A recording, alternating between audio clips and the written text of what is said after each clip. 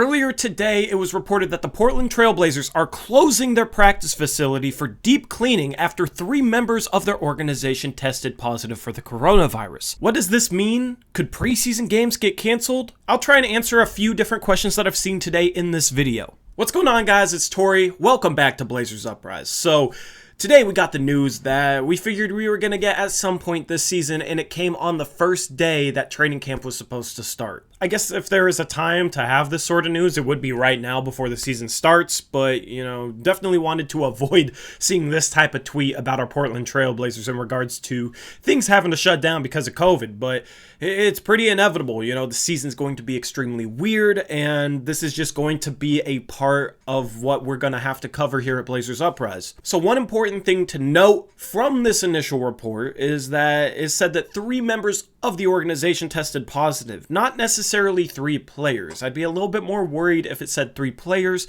but that's not necessarily the case. Given the fact that they're shutting down the practice facility, I assume it's members that would be present in the practice facility, so that could mean coaches, maybe trainers, or players. Now, it was also reported that they're running follow-up tests, so there might be more positive results that come out of this. This might not be over yet. It might be more than 3 tomorrow. We'll have to wait and see on this, but this does put the Trailblazers preseason opener on December 11th in jeopardy. It kind of sucks because we've been waiting for Blazers basketball to make its return for months, and now we just might have to wait a little bit longer. But of course, these types of things are going to happen. I'm a Gonzaga basketball fan, and Gonzaga's game on Saturday got canceled. I'm sure if you guys are fans of teams in other sports, you have probably had a game canceled. It's still a little weird to get used to the possibility that any game on any day can be canceled, but that is the reality we're going to have to live with this season. Now, assuming this isn't much more widespread,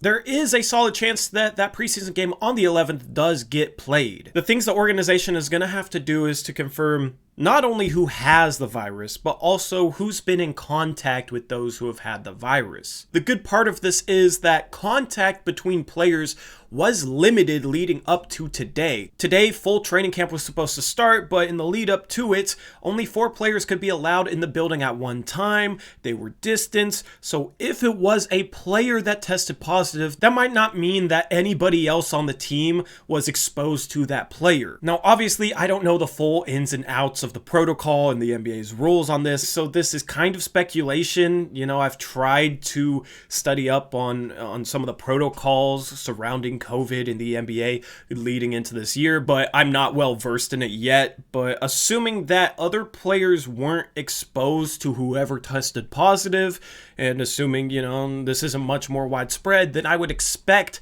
this game on the 11th to actually be played. Now, whatever players tested positive won't play in that game, so if it is players that tested positive, we will find out if this game gets played because they won't be there. But basically, if that game gets played or not boils down to if anybody else tests positive, and then if there's players or people within the organization that aren't testing positive but were probably exposed to the people who did test positive. If this happened after training camp started, it would be a much bigger issue because obviously at that point you have players going 5-on-5, you have players in close contact with each other, and that would cause this thing to spread like wildfire. But because it happened before training camp started, it's a completely different scenario. So we'll have to wait and see on that. We'll keep you covered.